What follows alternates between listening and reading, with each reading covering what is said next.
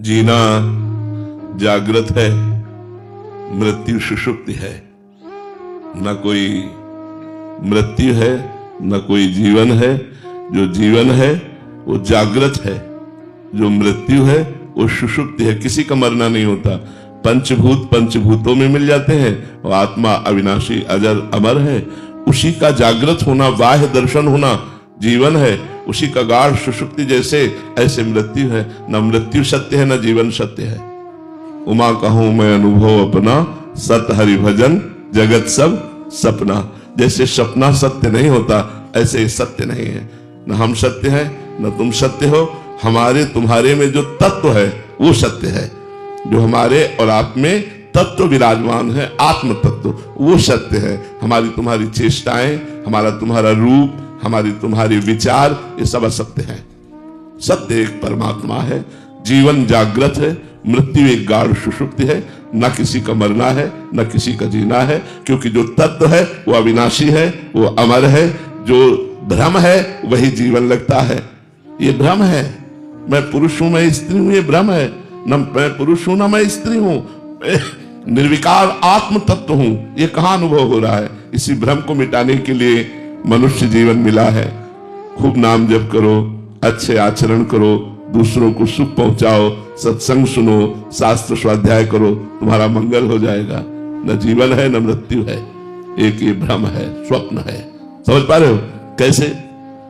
एक बार महाराज जनक जी ने देखा स्वप्न में वो एक बहुत गरीब आदमी हो गए।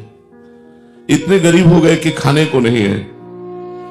उन्होंने भिक्षा मांगी तो भिक्षा में कुछ चावल दाल मिले। तो एक मिट्टी के पात्र में चावल दाल पका रहे थे।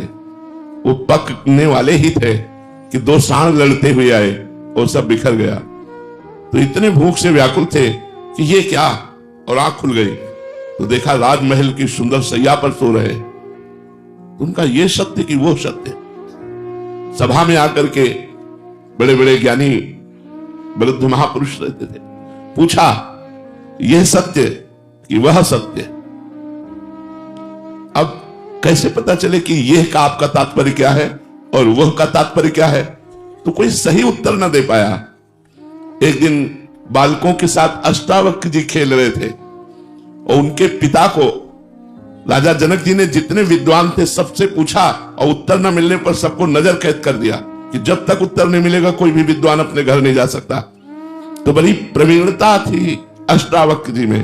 तो बालकों ने खेल खेल में कहा यदि इतने ही प्रवीण हो तो अपने पिता को जनक की नजर कैद से छुड़वा लो। तो मां के पास गए और उनका आज तक आपने बताया नहीं कि हमारे पिता जनक की नजर कैद में है। मैं अभी जाता हूं। तो उनका बेटा पति तो गए ही और तुम भी, हमारे पास कौन रह जाएगा? उन्होंने कहा मां मैं समस्त विद्वानों को एक क्षण में छुड़वा दूंगा। अष्टावक्र जी गए तो सभा में जी पहुंचे तो अष्ट जगह से टेढ़े थे तो चाल तो बड़ी, तो सब हंस पड़े। तो उन्होंने जाते ही कहा जनक की सभा में हमने सुना था ज्ञानी है, लेकिन यहां तो हमें कोई ज्ञानी दिखाई नहीं दे रहा। तो जनक जी ने कहा आप सभा को ऐसे कैसे संबोधन कर सकते हैं कि यहां कोई ज्ञानी नहीं? बोले आप लोग पहले हमें बताओ हंसे क्यों?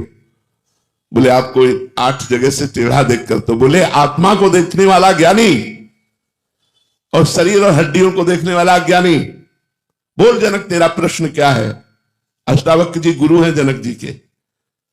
जनक जी ने कहा यह सत्य कि वो सत्य। तो सीधे एक शब्द में उत्तर दिया, ना ये सत्य और ना वो सत्य। जो जागृत है उस तुम्हारी स्वप्नावस्था में असत्य हो गया और जब जागृत में आए तो स्वप्नावस्था असत्य हो गई। इसलिए न जागृत सत्य न स्वप्न सत्य। उमा कहूं मैं अनुभव अपना, सत हरि भजन जगत सब सपना। भगवान का चिंतन, आत्मचिंतन, ब्रह्म चिंतन यही सत्य है। और न जीवन सत्य है न मृत्यु सत्य है, क्योंकि मृत्यु किसी की होती नहीं।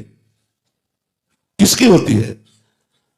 पंचभूत पृथ्वी तत्व में जल तत्व में अग्नि तत्व में वायु तत्व में आकाश तत्व में आत्मा अजर अमर। तो मृत्यु किसकी हुई? जीवन आंख मूंदते 40 वर्ष हो गए, 50 वर्ष हो गए, निकल गए, गया जीवन। कब हमारा शरीर छूट जाए पता नहीं। क्या कर पाए? क्या सत्य को जान पाए? क्या परमात्मा प्राप्ति कर पाए? अगर ये नहीं कर पाए तो जीवन व्यर्थ गया। स्वाप्निक जीवन व्यतीत किया, भोगों में भोगों का भोग भोगते हुए स्वाप्निक जीवन व्यतीत किया। सत्य थोड़ी, सत्य तो भगवान का चिंतन, परमात्मा का चिंतन है। समझ पा रहे हो आप? अंकित सिंह जी नोएडा से। राधे राधे महाराज जी। महाराज जी, आज के समय में आत्मबोध कैसे करें? आज का समय हो चाहे कल का समय हो, पद्धति तो पद्धति ही है। गुरु चरणों में जाकर के साष्टांग दंडवत करके गुरु जी के चरणों का आश्रय लेकर उनको परब्रह्म परमात्मा स्वरूप साक्षात समझकर उनके उपदेशों को सुने और उनके द्वारा दिए हुए नाम मंत्र का जप करे तो गुरु प्रसाद से ज्ञान होता है। ध्यान मूलम गुरु मूर्ति, पूजा मूलम गुरु पदम, मंत्र मूलम गुरु वाक्य, मोक्ष मूलम गुरु कृपा। जब गुरुदेव करुणा करते हैं तब ब्रह्म बोध होता है, तब आत्मबोध होता है। तो गुरुदेव के चरणों का आश्रय प्रथम। द्वितीय विवेक, जो शत असत का निर्णय करता है उसकी प्राप्ति वो भी सत्संग से ही होती है। बिन सत्संग विवेक न होई, राम कृपा बिन सुलभ न सोई। बिना भगवान की कृपा के सत्संग नहीं मिलता और बिना सत्संग की कृपा के विवेक नहीं होता और बिना विवेक के मोह अंधकार का नाश नहीं होता। होए विवेक मोह ब्रह्म भागा। तीसरा, लोक परलोक के भोगों से वैराग्य। चौथा, इंद्रिय निग्रह। पांचवा, मनोनिग्रह। छठवां, तितिक्षा। सातवां, श्रद्धा, गुरु और संत के वाक्यों पर यथावत विश्वास कर लेना। और समाधान, आठवां, बिल्कुल चित्त का परमात्म चिंतन में समाहित होना। मुमुक्षुता, मैं मुक्त हो जाऊं। ये लक्षण जिसके अंदर हो वो ज्ञान को प्राप्त कर सकता है। गुरु की शरण में होकर ये लक्षण अपने हृदय में जो धारण करे वो आत्मबोध को प्राप्त हो सकता है। हरेंद्र सिंह जी महाराष्ट्र से। राधे राधे महाराज जी। महाराज जी, भक्ति के मार्ग पर चलने के बाद भी अहंकार और इच्छाएं मन में क्यों बनी रहती हैं, यहां तक कि क्योंकि संत चरण रज का सेवन नहीं हुआ। अगर गुरु चरणों का सेवन नहीं हुआ, संत चरणों का सेवन नहीं हुआ तो अहंकार का नाश नहीं होगा। रहो गणित तत्तपसा न याति न चेज्या न निरूपणाद गृहाद्वा न छंदसा नैव जलाग्नि सूर्यो बिना महत्पाद रजोभिषेकम। ये जो मैं तुम्हें आत्मबोध का उपदेश कर रहा हूं हे रहुगण, ये तपस्या के द्वारा, सूर्य चंद्र अग्नि गृहस्थ धर्म की उपासना के द्वारा नहीं समझा जा सकता। बिना महापुरुषों की चरण रज का सेवन किए इस तत्व का अनुभव नहीं हो सकता। तो जो अहंकार है वो महापुरुषों की आज्ञा पे चलने पे नष्ट होता है। जब हम किसी महापुरुष की आज्ञा पे चलते हैं तो साधना का अहंकार नहीं होता। ऐसा लगता है गुरुदेव की कृपा से भजन हो रहा है, गुरुदेव की कृपा से ब्रह्मचर्य है, गुरुदेव की कृपा से तपस्या हो रही है। वहां कृपा दिखाई देती है, अहंकार नहीं। और जो मनमानी आचरण करता है तो वो सिद्ध हो ही नहीं सकता है और तभी उसमें ये दोष बना रहता है, अहंकार। और जो दोष है वो पाखंड है। उसमें बिन विवेक वैराग्य भक्ति बिन सत्य नये को मानो, भगवत विमुख कपट चतुराई सो पाखंड नहीं जानो। यदि विवेक नहीं, वैराग्य नहीं, भक्ति नहीं और अगर अहंकार है, कामादि दोष है तो पाखंड ही है, वो भक्ति नहीं है, वो दंभ है। और ये बिना महापुरुषों की चरण रज का सेवन किए ये दोष नष्ट नहीं होते। राजू प्रसाद जी। महाराज जी, आजकल तपस्या क्या है? जो कामादि दोषों का वेग है, जो सर्दी गर्मी आदि का वेग है, भूख प्यास आदि का वेग है, इनको सहना ही तप कहते। तप का तात्पर्य है जो हमें क्लेश आ रहा है, व्यथा आ रही है, उसको सहना। मात्रा स्पर्शास्तु कौन्ते शीतोष्ण सुख दुखदा आगमा पाइनो अनित्यास तास तितिक्षस्व भारत। हे भारत अर्जुन, ये गर्मी सर्दी, अनुकूलता प्रतिकूलता, भूख प्यास मान अपमान ये आने जाने वाले हैं, इनको सह जाओ। अपने धर्म पर चलने पर जो कष्ट मिलता है उस कष्ट को जो सह जाता है उसे ही तपस्वी कहते हैं। वाह तपस्या, इनका कोई खास महत्व नहीं। खास महत्व है अंतर में जब हम चलते हैं भजन के लिए तो कामादि का जो वेग आता है उन वेगों को सह लेना। यम ही न व्यथयन्ते ते पुरुषम पुरुषर्षभ सम दुखा सुखाधीरम स्व अमृतत्वाय कल्पते। जो आई हुई व्यथा को, क्लेश को, अशांति को सह जाता है और व्यथित नहीं होता, अशांत नहीं होता, वो परम पद अमृत पद का अधिकारी होता है। तो तपस्या का तात्पर्य है अपने धर्म का पालन करने पर जो हमें आंतरिक कष्ट मिले, बाह्य कष्ट मिले, बिना रुके, बिना थके, बिना उदास हुए उस पर चलते रहना, यही तपस्या है। जैसे इस समय सर्दी का समय है, आप लोग 4 बजे उठकर स्नान करें, स्नान करके अपनी दिनचर्या में लगे तो उसमें कष्ट का अनुभव होता है। रजाई में 9 बजे तक पड़े रहना और 4 बजे उठ करके स्नान करके भजन साधन में लगना, तो ये अब ऐसी ठंडी में आप लोग आए, आकर के आप बैठे सत्संग सुन रहे, कहाँ रजाई में अंगीठी के सामने बैठना और कहा इस तरह से बैठना। अपने धर्म का पालन करने में जो हमें कष्टानुभूति होती है, बिना उदास और खिन्न हुए उसे सह जाना ही तपस्या कहते हैं। तपस्या का फल क्या है महाराज जी? भगवान की प्राप्ति। यदि अन्य चाह ना की जाए तो तप भगवान को प्रसन्न करने के लिए किया जाता है। अगर हम अन्य चाहे करेंगे तो राक्षसों ने, दैत्यों ने भी तपस्याएं की, अन्य चाहों की पूर्ति की और लोक में द्रोह किया। वो तपस्या वंदनीय नहीं है। जिस तपस्या से लोक का मंगल हो और स्वयं का मंगल हो, मंगल भगवान को कहते हैं, मंगल भवन अमंगलहारी। यदि भगवान की प्राप्ति हो और परोपकार किया जाए तो सही माने में तपस्या का फल यही है। जैसे संत जन सर्वे भवन्तु सुखिनः सर्वे सन्तु निरामयाः सर्वे भद्राणि पश्यन्तु मां कश्चित् दुख भाग भवेत्। सब सुखी रहे, सब निरोग रहे, किंचन मात्र भी किसी को दुख ना हो। अपनी तपस्या का ऐसा फल मांगते हैं संत जन। पूरा विश्व सुखी रहे, पूरा विश्व रोग रहित रहे, दुख रहित रहे। यह है तपस्या का फल। महाराज जी, अगर कामना पूर्ति के युक्त होकर तपस्या की जाए तब भी फल की प्राप्ति तो जरूर, अवश्य। तब कभी निष्फल नहीं होता, तब कभी निष्फल नहीं होता।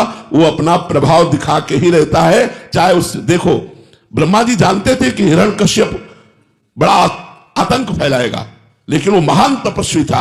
उसने जो मांगा वो देना पड़ा। कहा अमरत्व, बोले नहीं अमरत्व नहीं दे सकता।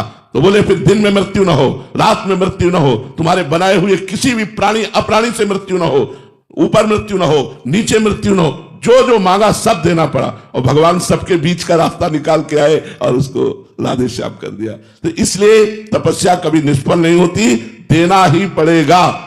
चाहे वो जितना मतलब लोक के लिए हानिकारक हो, लेकिन देना पड़ेगा। यदि उसने तप किया और मांग की तो देना पड़ेगा। जैसे एक तपस्वी अपनी तपस्या करके भगवान शंकर को प्रसन्न करने के लिए मांस को अपने काट काट करके अग्नि में स्वाहा कर रहा था, जिसको भस्मासुर कहा गया। भगवान शंकर प्रसन्न हुए और कहा वृकासुर तू क्या चाहता है? तो उनका जिस पे हाथ रख दो वो भस्म हो जाए। अब ये तो बड़ा मंगलकारी वरदान है, लेकिन उसकी तपस्या पूर्ण है। तो भगवान शंकर को तथास्तु कहना पड़ा। जो ही तथास्तु कहा तो उसकी दृष्टि जगदम्बा पार्वती पर पड़ी।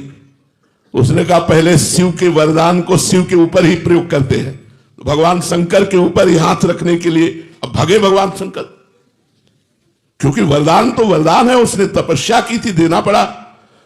अब जहां जहां भगवान शंकर भागते वो असुर तप से संपन्न वही भागता।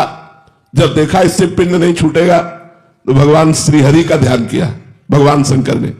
भगवान श्रीहरि अचानक बीच में आ गए और कहा वृकासुर प्रणाम, बड़े मृदु शब्दों में। वो हाँफते हुए प्रणाम। बोले कहां भाग रहे हो? बोले वो शंकर के ऊपर हाथ रखने। तुम्हारे हाथ में क्या है?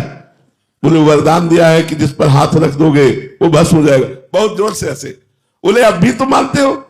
दक्ष ने इनको साफ दे रखा है, इनकी बात देखो, हमारी बात मानो, हाथ रख के अपने ऊपर देखो, और यदि झूठा निकले ना तो हम और तुम दोनों मिलकर विरोध करते हैं। वो समझ ही नहीं पाया, बड़ी चतुराई से भगवान ने उसी का हाथ उसी के ऊपर रखवाया, तत्काल भस्म हो गया, तत्काल भस्म। इसने तप इतना किया था कि वरदान देना ही पड़ा। तप का फल कभी नष्ट नहीं हो सकता, वो देना ही पड़ेगा। जिस देवता से, जिस भगवान से जो चाहोगे वो प्राप्त कर सकते हो, पर ऐसी तपस्या होनी चाहिए। डॉक्टर प्राची त्यागी जी, राधे राधे महाराज जी। महाराज जी, जब हमें ये पता है कि ये मिथ्या और नश्वर संसार है और हम मोह माया से बचना भी चाहते हैं, पर इन दिखावों से चाहकर भी बच नहीं पाते, क्योंकि सादा जीवन नहीं, सही माने में नहीं पता है। पता होते हुए भी सही माने में नहीं पता। जैसे 2,000 रुपए का एक अटैची आपके सामने नोट डाले, क्या आप एक भी उठाने की चेष्टा करेंगे? नहीं, क्योंकि आपको सही माने में पता है अब इसका प्रयोग नहीं होता। 2,000 रुपए की हम एक अटैची आपके सामने डाले तो आप एक भी नोट नहीं उठाने की चेष्टा करेंगी, क्योंकि सही माने में आपको पता है कि आप प्रयोग में नहीं आते। लेकिन 500 के 2 4 5 फेंक दें तो आप अगल बगल जरूर देख के लगेगा उठा ले, क्योंकि प्रयोग। हमको संसार के भोग प्रिय लगते हैं, सत्य लगते हैं, पक्का। अगर सत्य न लगे तो किसी के कहने या किसी के दिखावे के लिए हमको करने की कोई आवश्यकता नहीं। हम सत्य पे चले, धर्म से चले, जितेंद्रिय बने। इससे व्यवहार जो अच्छा होगा वो बेविचारी बनने पर, वो भोगों को भोगने पर नहीं होगा।